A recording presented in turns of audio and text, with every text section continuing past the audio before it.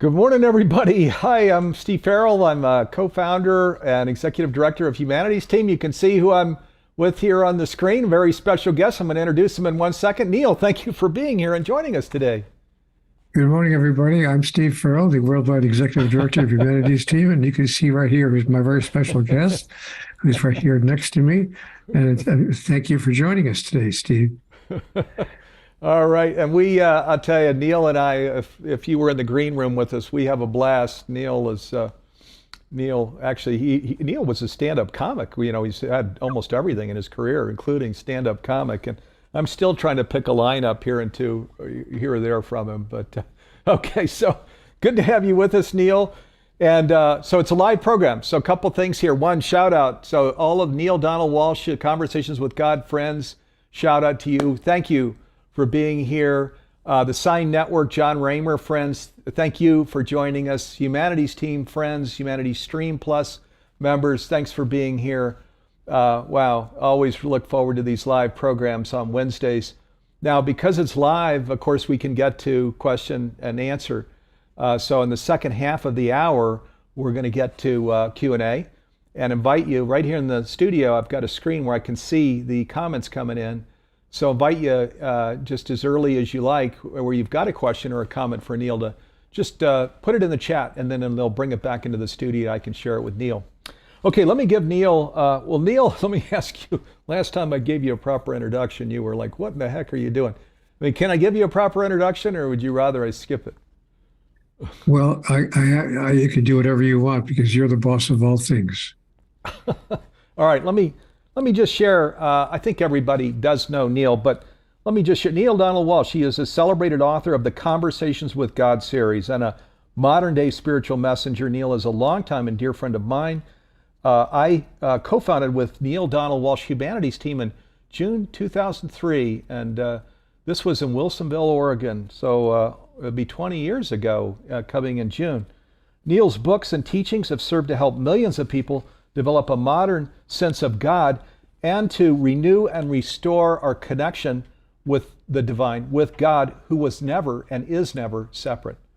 Today, Neale and I are going to discuss the global gathering that's tomorrow, where we talk about changing humanity's future and how we will journey individually and collectively to this sustainable and flourishing world. And we really mean that, journey from here to a sustainable and flourishing future. So, boy, exciting conversation here. And Neale, can I just jump right in and throw a question at you? I have an idea. Why don't you just jump right in and throw a question at me? Okay, good. Nice. I'm going to do that. When I referenced the founding of Humanities Team almost 20 years ago, Wilsonville, Oregon, and this whole Conversations with God text, these key messages in the Conversations with God text are what we then focused on. And today, in our Changing Humanity's Future initiative, these are the key things insofar as vision and action steps, and that speak to how we can create just really beautiful lives for ourselves and for the whole planet. So, if you can, just share a little bit about your inspirations back then, Neale, and what maybe optimism you have from the progress we've made, and what enormous challenges you probably still see insofar as the road ahead. Well, it began in my heart, Steve, to put my comedy antics aside and be serious for a minute. It began in my heart as a deep awareness that something simply wasn't functioning the way I believe it was intended to function within the human experience. That somehow we, and when I say we, I mean humanity, somehow most human beings either missed a message or misunderstood a message, or simply had no real deep awareness of who we are, why we're here, what is the purpose of life, even in the universe. And that hit me really hugely somewhere in my early 50s, actually past the middle of my life. And I woke up one day and I thought, why is the world the way it is? What's going on? And this can't be the way we want it to be. Surely our human family sees our dysfunction and does not want it to be this way. So yeah, so I thought, wouldn't it be wonderful if there was something that could be done around that? And it all, of course, as most people know who've read the books, Conversations with God, started when my life came to a crashing halt in terms of the direction in which I was moving. I just woke up one day, Steve, honestly, and realized, and I know you've had the same experience, but I realized in my life, almost everything that I was doing had nothing to do with my real reason for being. That is, I was involved in all this process of gathering and getting and becoming and, and becoming a rising star in my particular field, which was media, radio, television, newspapers, and writing. And I realized one day with awful clarity, after spending a year on the sidewalk, living on the street, because of my lack of clarity, I just realized, oh, wow, I have no idea what I'm doing here or why I'm here. And that was what I realized was the reason that the world is the way it is, because most people were rowing the same boat that I was rowing. So I thought, wouldn't it be interesting if I could just, as they say, what's the phrase, raise a flag and see if anybody salutes? I kind of like raised my voice a little bit and invited people to join together with me in a movement, frankly, a global movement to change humanity's future. I didn't call it that at the time, but I did call it humanity's team, a team of people who could join together actively and consciously with full awareness and with intention. Steve, I think one of the most impactful early messages that I received in my conversations with God was when I was told, life proceeds out of your intentions for it. That was a wake-up call unlike anything else, because frankly, to be honest, I realized one day in my mid-50s, as 53 or 54 years old, I realized, you know what? I don't have any intention. Specifically, I mean, I've never specifically stated my intention for living, my intention for life. I was just trying to get through week to week, month to month, day to day, pay the bills, acquire the stuff, get what I thought I needed to be happy, be as good and kind as I could as a human being, fair enough. But, I didn't have any long range intention for my life. And when I got that message in Conversations with God, life proceeds out of your intentions for it, I realized I don't have any specific intention. I've never thought of my life in that way. What is my intention? What do I seek to be, do, accomplish, experience between now and the time that I leave this particular physical body? And you know what else I realized, Steve? Most people don't. Because I talked to other people around me. When this was given to me, this message given to me in CWG, I began talking to people around me. What's your intention? What is the intention of your life? And very few people could sit down and say, I'm glad you asked. And they would tell me what their intention is. They'd say, most people would look at me like I was from Mars. And they would say, my intention? What do you mean my intention? I'm just trying to get through. I'm trying to survive. I want to be a nice person. I want to do whatever I can to make life good for those around me. But, I don't know what you're talking about. What is your intention? So, Steve, to answer in a very long way your very short question, that changed my life completely. And I was so grateful when you came along and joined me and agreed to become part of and a co-creator of humanity's team, because we both saw the same vision, that if we could get a number of people, a handful of people, powerful people, who chose to live their life from intention rather than reaction, because that's the last thing I'll say on this topic. When I was experiencing my life as, Steve, I experienced my life as simply a series of reactions. I was reacting to what was going on that day, what needed to get done that day, what I needed to accomplish that day, what I needed to avoid that day, and what I needed to produce that day. That was my whole life. And it had nothing to do with an intention behind it. I was simply reacting. So my life had become a series of reactions. I was doing well with that process. That's where it gets tricky. life was really going well for me with that process of simply reacting, because I was a good reactor. So I was kind of Which, like and you almost speak seduced.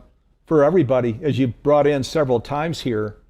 This, and you said you've approached people, and hearing the very same thing over and over and over again. And that's what I'm getting as I'm sitting here is, you were the spokesperson for almost everybody walking around on earth. Those same questions, I had those same questions. I think most people even today have those same questions. But the beautiful thing is now, and this is my way of describing it. I know you wouldn't describe it this way, but you convened with your Conversations with God books, the big global conversation with God. And of course, everybody's having individual conversations with God all day long, every day. But the big global conversation with God were the big questions of who am I? Why am I here? What's the invitation in life?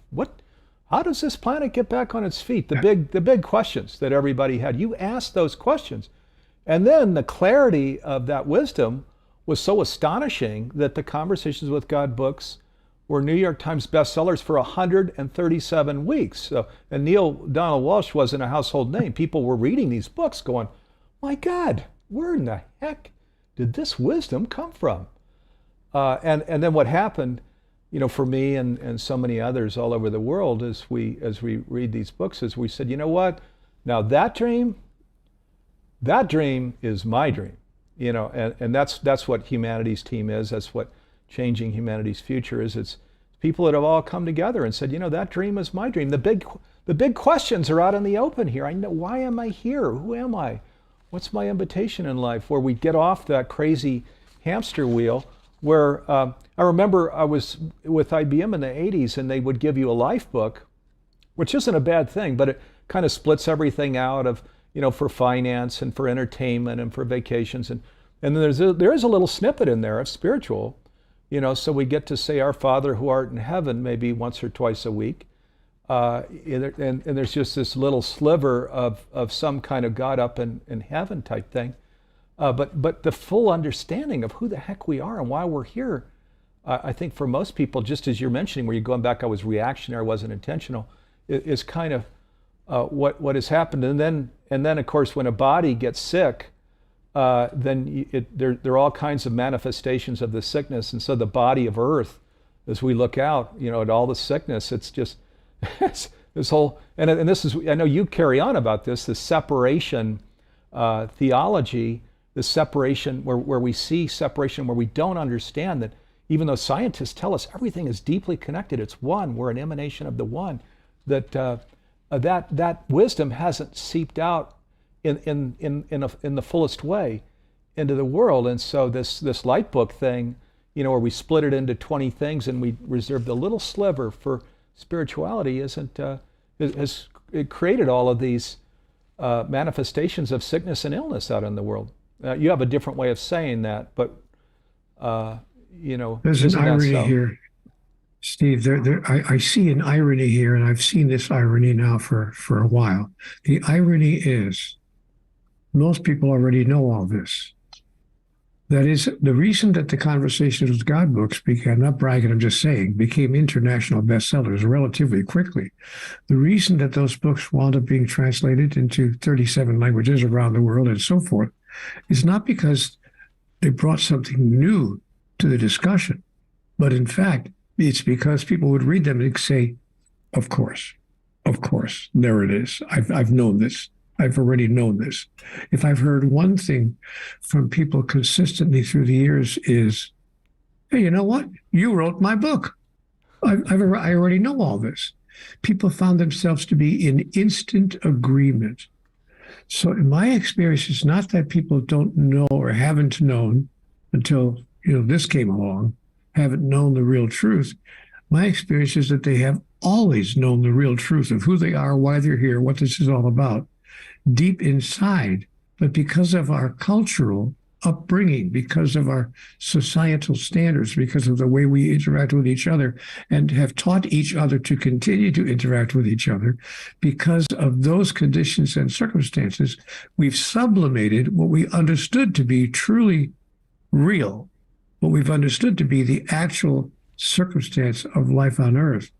And we've allowed ourselves to be seduced, as I was saying a moment ago, seduced by what felt like it could work. Hey, we can do it this way. And we have, just as you pointed out, isn't it kind of sad? There's the book of life, and a tiny sliver of it is devoted to the most important single aspect of life we could possibly imagine, which is, who are we at our basis? What are we doing here? What is our whole purpose for being here? And what is this place that we're in anyway? And how does it all work? We already know the answers to those questions. We simply haven't allowed ourselves to believe them for the most extraordinary reasons, Steve. They're too good to be true. Right. Yeah. Right. So Yeah. when I talk to people around the world, and I've been on lecture tours now for the past 27 years, people say to me consistently, you know what? It's almost too good to be true. And I put that right to God in my own particular conversation. And I hope, by the way, folks, that you all understand that you're all having conversations with God all the time, and you're all capable of having the exact same experience that I have had. The only difference between my experience and yours is I wrote about it. I mean, I put it down, and I actually had the nerve to send it to a publisher and to say, what do you think? That's the only difference between us. But so this is a good place to bring in. There's tomorrow. We have a big meeting. We're only doing 2 here during the holidays. We did one last Wednesday. It's a big global gathering. We're doing one again tomorrow at 2 Pacific. That's 5 p.m. Eastern. Changing Humanity's Future. This initiative that Humanities Team, Neale, the Conversations with God Foundation, and now our partners and thought leaders all over the world, and many of you have joined. We're updating. So it's the last update that we're doing. It's tomorrow, 2 p.m. Pacific, 5 p.m. Eastern, and invite you to go to changinhumanitiesfuture.org, changinhumanitiesfuture.org, and you'll see. Sorry, that's my dog decided to come down into the studio here, so we'll see if we can quiet her down here. Oh, what a sweetheart. Look at him. So it's Sadie. You can see her running around here. So we usually make sure she's not in the studio. Thank you, Jim. So Jim Gray is supposed to be just working the technology set, but he's now my dog catcher trying to round up Sadie. Thank you. Yeah, you might need to just kind of hold her for a little, or we take her upstairs or something. That's really interesting because the dog is God spelled backward. That's right. There we go. Yeah. So she's saying, hey, this oneness extends to the dog. That's a cool one. I haven't heard that one before, Neale. So changinhumanitiesfuture.org. Go to the initiative. Read about it, please. If it resonates with you, join us tomorrow, 2 p.m. Pacific, 5 p.m. Eastern. We're going to be out on these channels, so if you're watching us out on social media, you'll see us on social media. It's such a huge initiative, and just briefly, and of course there's no way Neale and I can encapsulate all of what is there, but this is where we become empowered. We take our power back. We understand conscious living is the thing, and then with people all over the world, we journey, we create today and going forward, and for the next 18 years, a conscious planet. We make conscious living pervasive worldwide in the next 18 years. And we talk specifically about how we do that and what we've already done from when we announced this initiative, Neale and I, back in the spring. So join us. I mean, it's where you're in these conversations and you're looking out at all weather patterns gone bad and so on, and there was challenge in your home and a sense that, can we get there? Well, I'll tell you, this is what we are addressing directly tomorrow. That's what the initiative is about, where we take our power back and really step fully into who we are and live in the fullness of that as our highest priority. Which is what Neale is doing. Is a shift. All it takes is a shift in our consciousness, shifting into what to go back to what I was saying a minute ago, shifting into what we already know to be true. And I understand that what we already know to be true in our heart of hearts, at the basis of our individuality, we already know what's true. I already know that it's almost too good to be true, as I was starting to say a minute ago. And when I asked God about that, I said, it's too good to be true that we are part of you, you are part of us, that pure love is all there is, that we have an opportunity to really create heaven on earth in truth, not just in words, not just in pictures, but in actual reality. We have the ability to do that. It sounds too good to be true.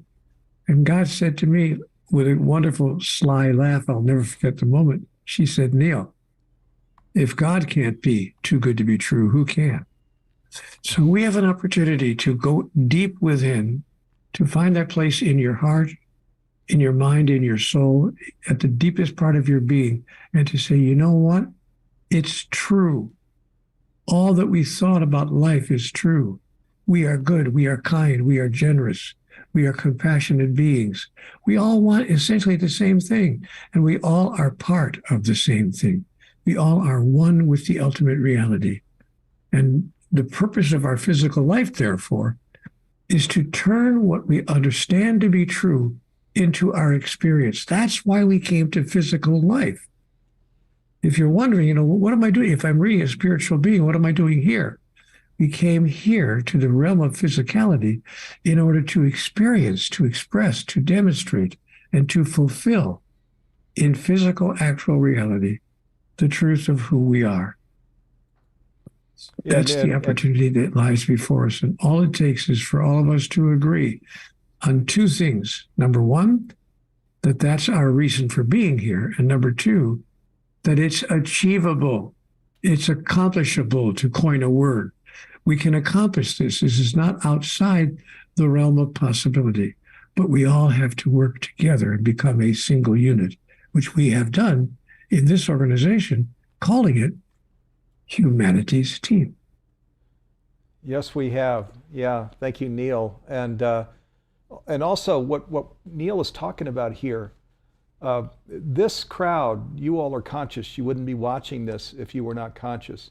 You've heard the near-death experience people talk about this extensively, where they've had the real life experience in this lifetime of what Neale is talking about. You've probably heard the mediums who are gifted at lifting the veil, where they're in communication all the time with loved ones, with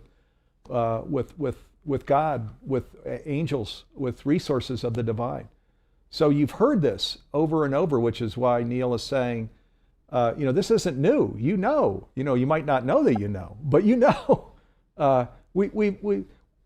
hear in 2022, these things aren't new. If we're on the conscious journey, these things we've heard over and over and over again. But Neale, what you share, like I was at a wedding, my best friend, I think his wife passed. He recently got remarried. I was talking to some of the people at the wedding about this work, and they said, boy, I've really kind of waded into those waters of where I'm deeply spiritual and so on. But then I wade right back out. Then I wade in and I wade right back out. I haven't been able to really get there, what you're talking about, Steve, consistently. What's the secret to being there consistently? And I think there's this sense of what you're sharing. It's too good to be true. I'm kind of fearful I might lose my income. I might lose my life, the way I liked it. But the beautiful thing is the deliciousness of life, the real prosperity of life, the fullness of life. In my experience, we only find that when we put both feet in this world. We don't try and stand with one foot in this world and another foot in the material world. That's how we become schizophrenic, actually. So we have to put our 2 feet down in our truth and in our reality, and trust me. And I know Neale would say the same thing. Boy, you want to come into real prosperity and understand its fullness. This is where you'll find it. Living consciously with your family and in your community and for the rest of your life and out in the world. And then the beautiful thing is because we're talking about just enriching ourselves, prosperity for ourselves, deliciousness of life for ourselves. But then when we do this together, this is the whole changing humanity's future thing. We're journeying hand in hand, heart connected to heart with others all over the world, where we're seeing a world that's sacred, where we're in this place of connection, where we become responsible, where we take positive action. It's all the things that we naturally do when we really step fully into our conscious living. So, but there's so much more we'll share, and it's not just Neale and I tomorrow when we update. We've got with us Jude Curvin and Deborah Poneman and Shamani Jane and Diane Williams and others. So it's really going to be an amazing program. We're going to take, Neale and I will be taking questions at the end of the program. So we appreciate you being here with us today, but be sure to be with us tomorrow if you can arrange to do so. Okay, the question is, how do we define the word self? I heard you say something a couple of minutes ago, Steve, that many of us have been working toward in our lives, what can bring the most, for ourselves and for those we love, for our family and so forth. But what would happen if we enlarged the definition of the word self? What if the word self included far more people than we ever imagined? In fact, what if it included all people everywhere, even people with whom we disagree on certain aspects of life? What if we decided that it included all beings in the cosmos, all sentient beings? Now, here's where everything turns and becomes different. What if it also included, dare I say it, that aspect of life that we call God? What if we decided that under the definition of the word self was divinity? If we decided that that was true, and if you think that you've achieved a certain level of prosperity, and you may have, if you think you've achieved a certain level of security, and you may have, if you think you've achieved a certain level of happiness, and you may have, if you think you've achieved those things thus far in your life, God bless you. But let me tell you something, like that wonderful vaudevillian from years ago, Al Jolson used to say from the stage in the middle of his act, folks, you ain't seen nothing yet. Once you decide that the definition of self includes all those whose lives you touch, all those whose lives you observe, and indeed that aspect of life that we call God, once you decide that the word self includes all of it, then you begin to experience what true prosperity, what true happiness, what true joy, what true purpose is really all about. And we can, I promise you folks, we can create a heaven on earth. All we have to do is mutually decide to do so. Yes, we can. And at the end of people's lives, this whole RIP thing is thrown around, rest in peace. And the irony is of course, we do rest in peace because we rest in the absolute, in the non-physical realm that is only what Neale describes. But we can rest in that right here, right now, when we live consciously, where we understand that we're one with all of the cosmos and certainly all of what's here on earth, including the earth herself and animal life and plant life and every single person. And that's what I want for my children, by the way. Let me just say that, Steve. This isn't just about me. I mean, look at my hair is pretty white here. I wasn't born yesterday, and I'm not going to be here a whole lot longer. But my children and my grandchildren and their children will. So it becomes for me a matter of what do I choose to leave behind for those who are coming down the path after me?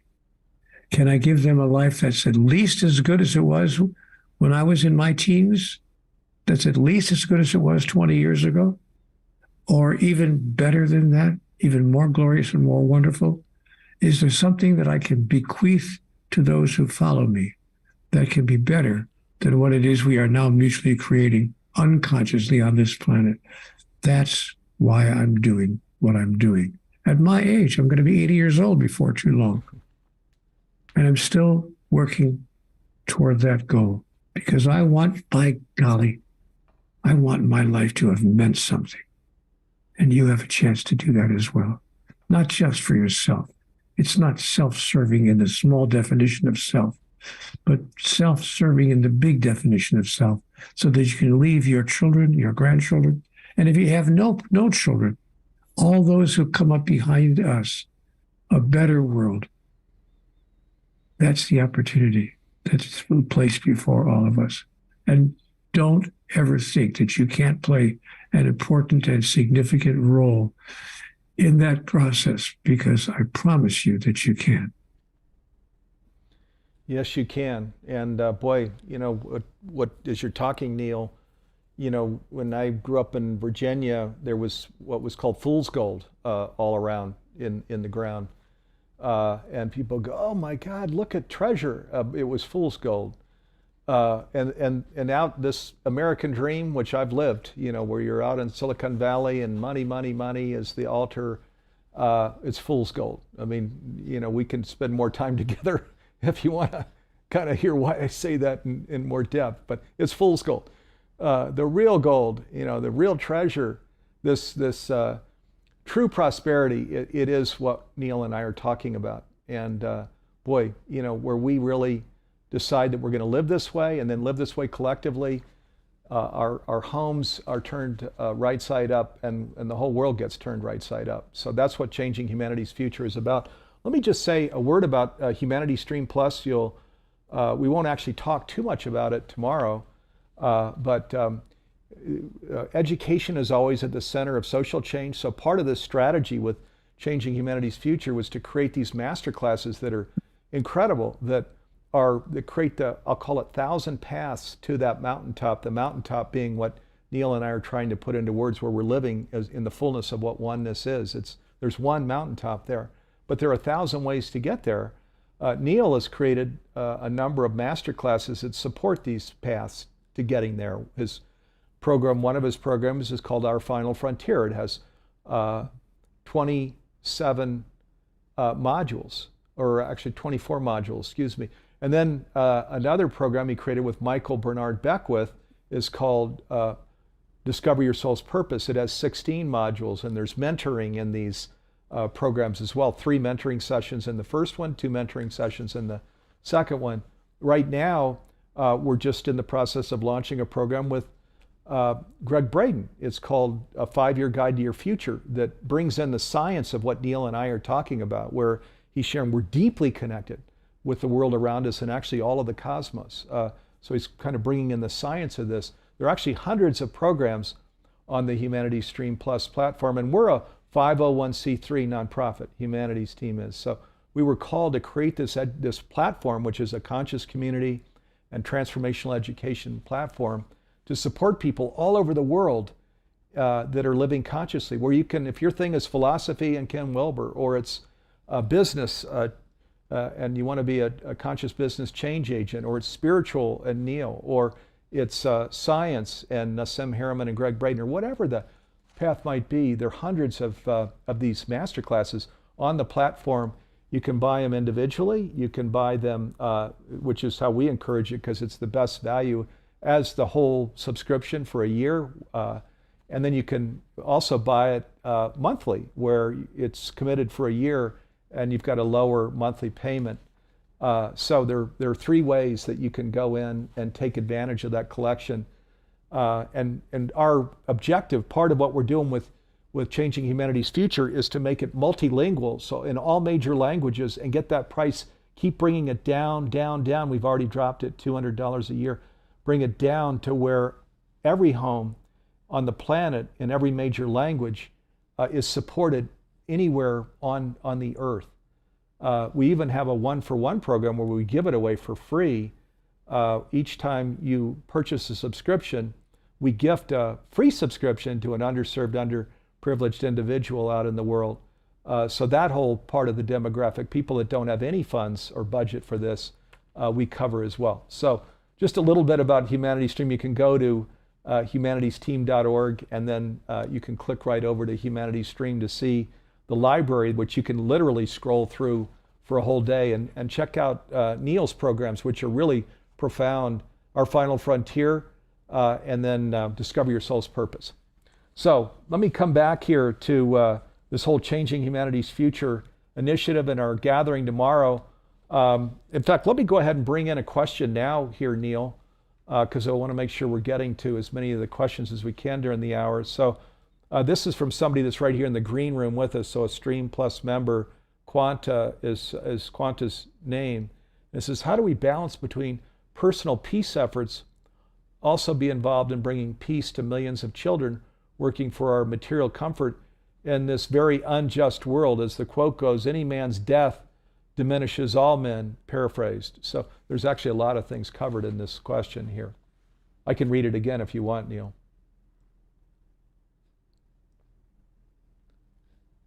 I think we have to, my answer to that question is there is no one way, no one size fits all answer.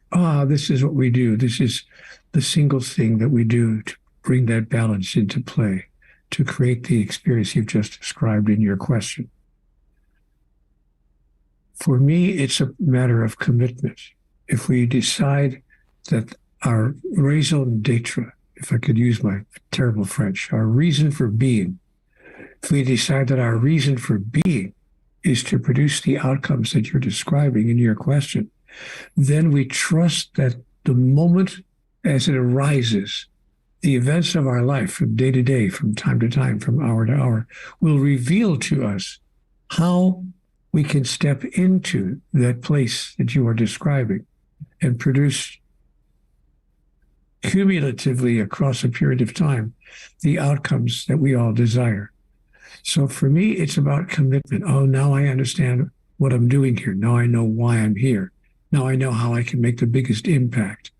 And rather than trying to figure out ahead of time how I can do that on an event by event basis, I allow the events of life itself to produce the answer to that question for me.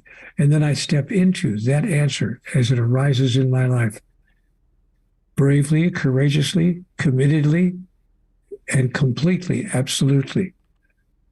So let life reveal to you the answer to that question, but stand in the place of knowing that that's why you're here. In fact, that you're here. Here's the irony of the question you asked. My answer to the question, in short, is to know that the reason you're here is to answer that question on a moment-by-moment basis. So don't try to answer it ahead of time, but to allow yourself to experience the answer flowing through you, in you, as you, and flowing from you into the moment as the moments of life present themselves. That's what I'm doing here. I'm answering that question. Yes, beautiful, boy. And because this really does turn things around so beautifully. We grow up with this whole, people the shaking the fist at heaven thing of, why did this happen? Why is this happening? But we get the insight that, no, your soul wanted to embody, to be here now, to be the response to this that one is shaking their fist at. That's why you're here.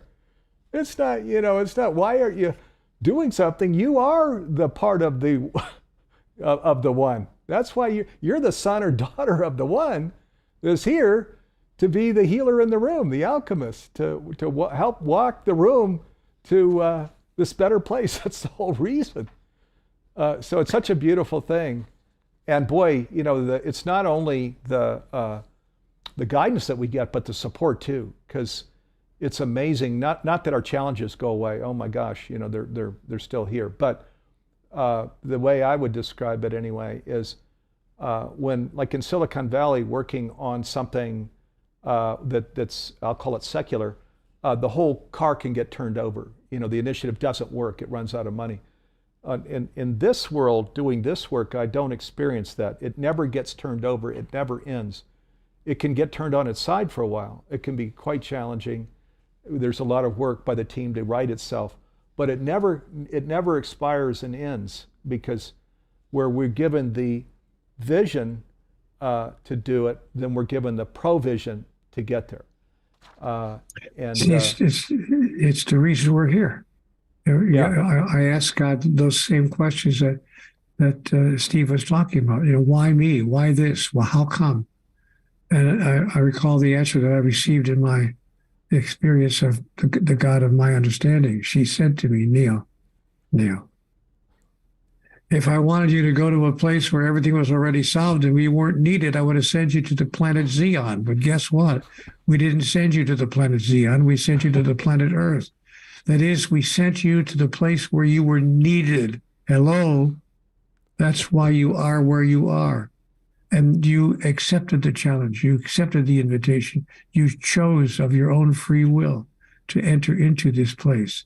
So just as Steve said, raise not your fist to heaven and curse the darkness not, but be a light unto the darkness, that you might experience who you really are and why you are where you are. Do that with everyone whose life you touch, and within a very short period of time, the ripples in the water effect will take place, and you will see that what you've been given is the opportunity of a lifetime. Yes, indeed. And today, in today's world where there are extreme weather patterns, and that's just the start of it, as we know. We could go on and list all of these things that are going on out in the world. But my experience with so many people is there's a sense of disempowerment, of, yeah, now this is happening on top of this and this and this and this and this. Well, if you want to move beyond that, if you're ready to really grab your power back, to be empowered, to be one of those that is just what Neale's talking about here, where you understand you're the person in the room that's here for this very reason, to be on this journey to wholeness, to healing, to health, to well-being. If you're ready to step into that and be empowered, boy, join us tomorrow for this global gathering, 2 Pacific, 5 Eastern, because that's what it's about. It's a big, huge call to action. We're going to go through a lot of specific calls to action during the program, but that's what it all amounts to, is where you're saying, okay, I understand, I know I was born into the world at this time to be part of the solution, and I'm going to join you. I'm going to come in. I'm going to make it a priority. I'm going to be intentional. All these things Neale and I are talking about, you're going to jump in with both feet, and I'll tell you, you'll be in for the ride of a lifetime. Your life's going to nothing but get better. Than what Neale if any said. Of you have any questions that you'd like to ask of me right now, or of Steve, with regard to what we're talking about, or in particular, any aspect of the conversations we're coming to, raise your hand. You know how to do it. You've all been on Zoom. You've all been on Zoom before. Just raise your hand. Let us know. Barbara, Doreen, Elizabeth, Elva, all the rest of you, Gail. If there's something you'd like to ask, explore, or expand on, we've got some time left before our time together today is concluded. And let yourself dive into that with us. Because, the challenge with me is, if you don't stop me, I can talk for the next 16 hours. So the only way you're going to stop me and shut me up is to ask me a question or to explore something you'd like to explore. And then we'll turn the focus to you and to what it is that you'd like to know more about. Otherwise, I'll just continue rambling on for the rest of the day. Let's get to some more questions here. So here's one from James. James says, I need concrete actions on what I can do. I work and have a family and want to be part of the change. Choose to use every moment to reveal that to you. I promise, I know I sound like a broken record now, but listen to what I'm saying. The moments of your day will reveal to you what you can do. See, in my life, I looked right past that. I didn't see it for what it was. So what you can do is decide to be and to step into the expression of oneness, of who you really are and who that other person is to you. And you know where it becomes interesting, Jim? Is it Jim who had the question? James, yeah. James, what you can do is make a commitment. I will demonstrate my oneness and my lack of separation with the other person. All the other people I meet today. Now, let me just give you one example. I mean, I've used the example before. Forgive me if you've heard it. But a couple of years ago, I came out of a coffee shop. I wasn't, looking for anything in particular to occur in my life. I just was walking out of the coffee shop, going to my car, and there was a policeman who put a ticket on he was putting a ticket on the car for, it was overparked. So I said to officer, could I talk to you for a minute? And I know he thought I was going to give him a ration for putting a ticket on my car. He said, yeah, What do you want? I said, you know what? I just want to tell you something. I am not unaware that when you put that piece of silver on your chest in the morning, when you put that badge on every morning of your life before you step out of your own house and step into the street, that what you're doing, you are making a solemn promise to place yourself between me and danger, if need be, to in fact put your life on the line for me. That's the commitment you've made, and I want you to know that I'm aware of it, and I'm grateful for it, and I can't tell you how much it means to me. I see who you are. That's what I wanted to say to you. Thank you. And, you know, the guy looked at me, he couldn't believe he was hearing what he was hearing. When was the last time you gave someone back to themselves? You want one thing you can do? I'm not going to give you a whole list because the moment will arise and tell you what you can do. If you know what you're doing there, if you know, why am I in this moment right now? But supposing you decided, James, that for the rest of this day, all you're going to do with friends, relatives, and strangers alike is give people back to themselves by seeing them as who they really are, seeing them in the fullness and in the richness of their true self. What if that's all you did? I'll give you that tool right there. I can give you 25 more, but I'm telling you that the moment will reveal to you what you can offer in that moment that could touch another person in a way they haven't been touched in a long time. That policeman walked over to me and he said he was going to tear up the ticket. And I said, no, this is not quid pro quo. I didn't tell you that in order to have you tear up my parking ticket. No, I told you that because I actually feel that inside. And he looked at me and he said, you know what, mister? I've been on this force for 17 years. You just made my entire career. No one has ever said anything like that to me. And he turned around and he walked away with just the smallest little, not crying, not weeping, but just the tiniest little drop you could see near the corner of his eye. Because he was given back to himself. That's one of 100 things you can do, James. Let the moment reveal it to you. But it won't reveal anything to you unless you know, why am I here? What did I come to the earth for? What did I come to this planet for? What did I come to this moment for? And the life will reveal the answer to that question. Then it's only a question of whether you'll step into that or step away from it. Yeah, beautiful, Neale. Yeah, thank you for that. I'm sure James has a smile on his face. So Tiffany is in the green room. So the Humanity Stream Plus members are in the green room with us, and they can put up their hand and come on camera, or they can share a question. She'd like to come on camera. So nice. Tiffany, we can see you. Yeah, and thanks for coming on camera to share your question. Hello, thank you so much for this. I appreciate it. Well, pretty much, I mean, the questions get answered.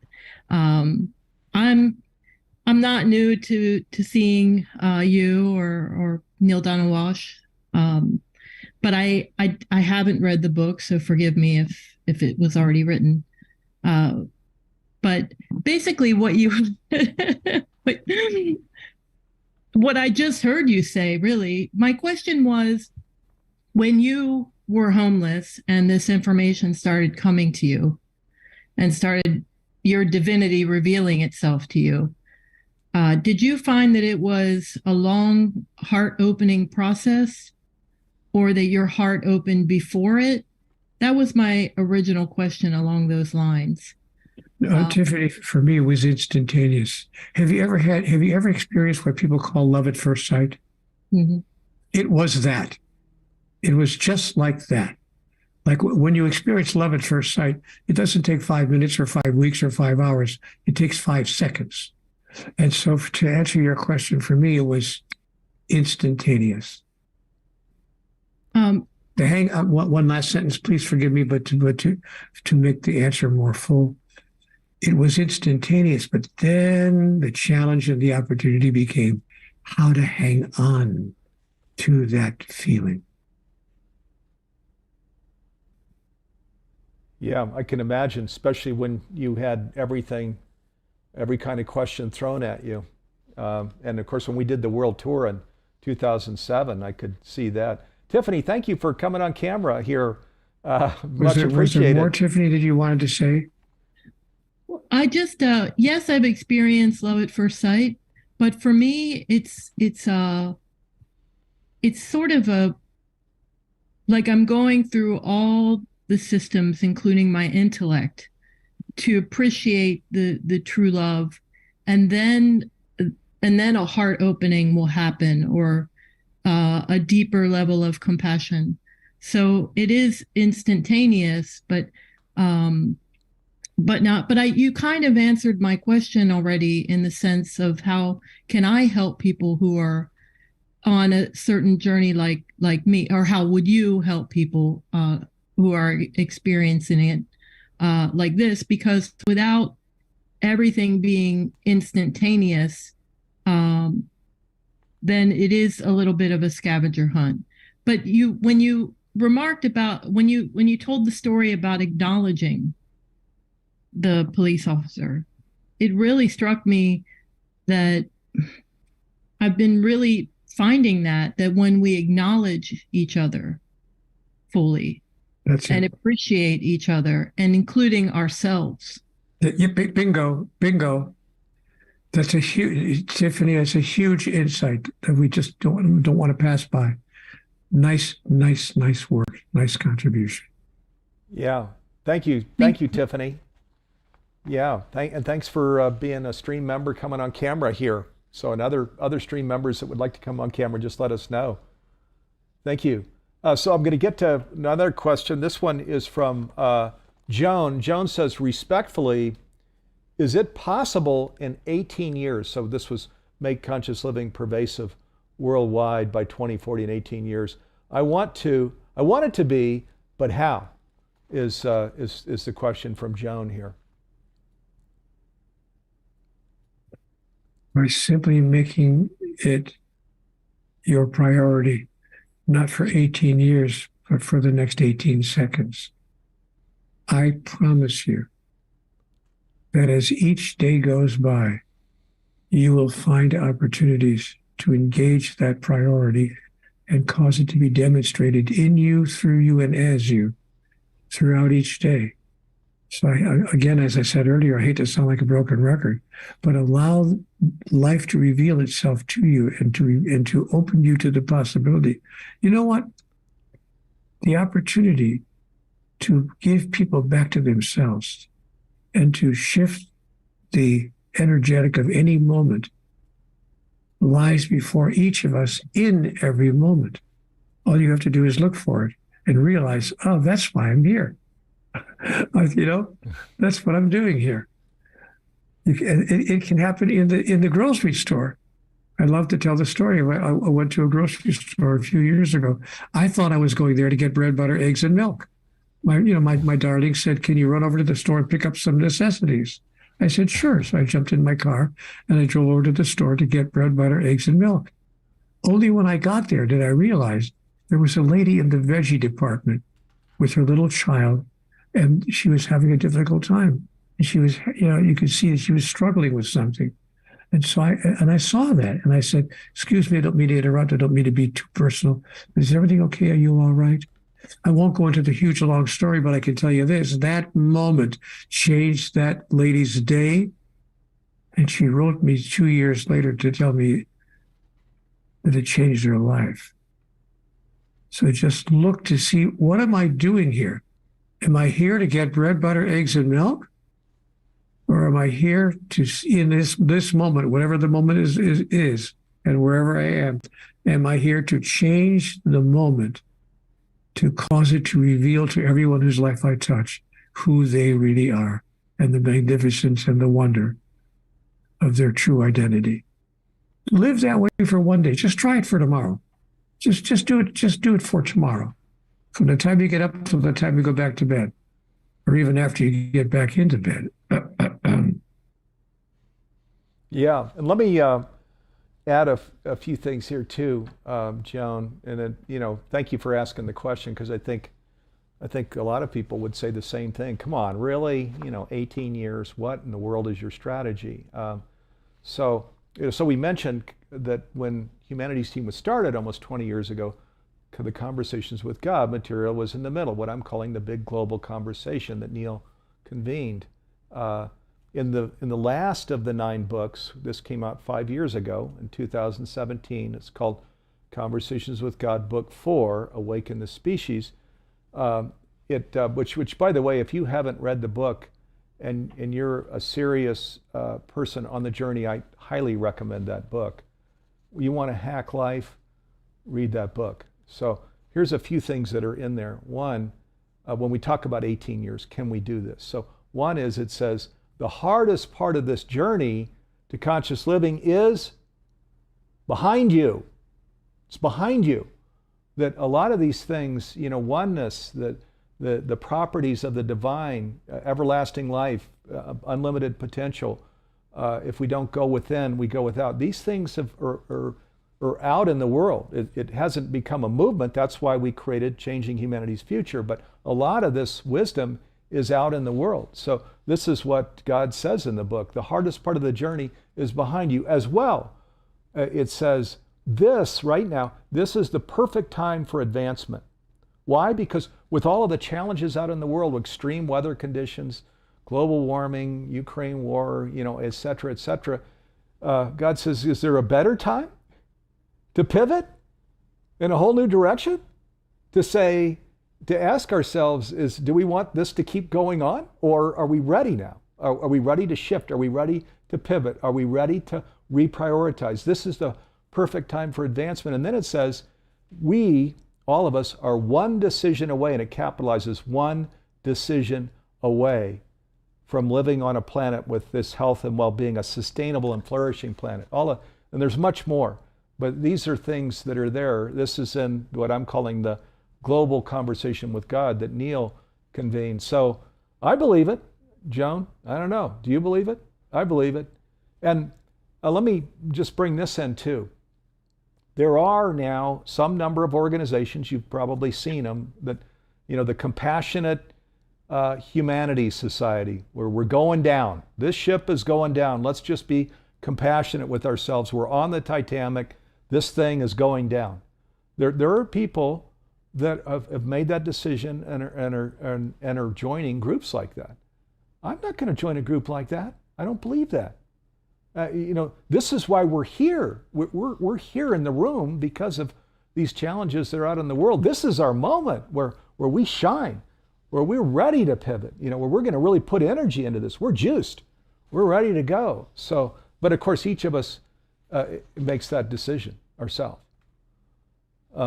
So now, so let's see now. There's another question here from Caitlin, and let's see, just about out of time. We only have a couple of minutes, but Caitlin says, I live in the UK and we have the same issues as the rest of the world. I have a passion for saving animals of all kinds that are going extinct. I'm wary of sending money to organizations as I worry whether organizations are reputable, and suggestions. So there are a couple things in this question here, Neale. I didn't hear a question. I heard a statement of her experience. I didn't hear a question, but the question is, who should I contribute to? Do your groundwork. Look at what people are doing, what organizations are supporting your belief, and are effective doing it. Yeah, absolutely. Boy, and let me just say, let's all of us get in touch with your why. You'll hear Neale and I when we talk tomorrow. We're going to share our why. Why we're here, and you can probably guess what we're going to talk about. But, when we contribute, our family, let's understand what is our why. Let's go do that research, do that homework, find those organizations, and yes, please do contribute. And we should all get in touch with our why is. Why scatter the money around? Go to what your priority is here. We're going to be very clear about what our why is with this initiative, Changing Humanity's Future, and some in the room will probably resonate with it, others won't. The ones that won't, we're going to say, go find your why. Do the research, do the homework, and get behind it, because in today's world, we all need to be standing in our why. Let's not get mushy and not do the homework. We need to do our homework now in today's world.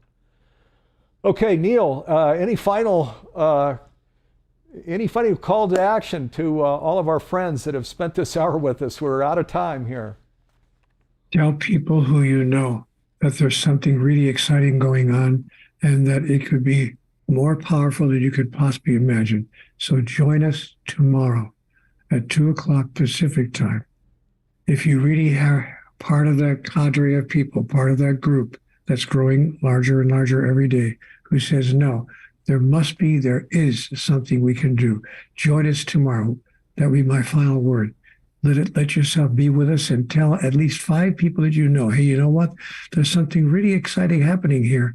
And I know you want to know about it. So join us tomorrow at 2 o'clock. And you'll learn more about it, and you'll learn more why. You'll get in touch with your why as well as ours. Yes, you will. And you can see on the screen, changinghumanitiesfuture.org. Go there. You can sign up there. There are action steps there. Read about the initiative there. And then we're going to go with Neale and I and other just terrific special guests are going to really go deep on where we are, where we're going, and invite all people that really have a passion for what we're doing to join us. So thank you all for being with us today. Wow, what a fantastic hour it's been. Neale, thank you so much for being here with us. Love to you and him. And as we come into the holidays, of course, we're going to be together tomorrow. And viewers, thank you for being here. You know, you're not here by chance. You know, you called yourself here. So join us tomorrow, and we're going to really go deep, going to go even much further with this whole conversation. Thanks, everybody. Love and peace and blessings. And just a shout out, we ought to pull the camera back. I'm here in the studio with Jim Gray, who not only managed to keep the show on track, it's me on the couch, Jim over there. Poor Jim had to chase my dog around here during today's show. Boy, we're going to have Sadie maybe sit upstairs for future programs. Other people, I want to Dee Meyer, Andy Guski, Nanette Kennedy, Garth Catterall. So I've got lots of partners and colleagues here. Thank you guys for helping us have a great show here today. Have a great rest of the day, everybody, and we'll see a lot of you tomorrow. Love and peace and blessings.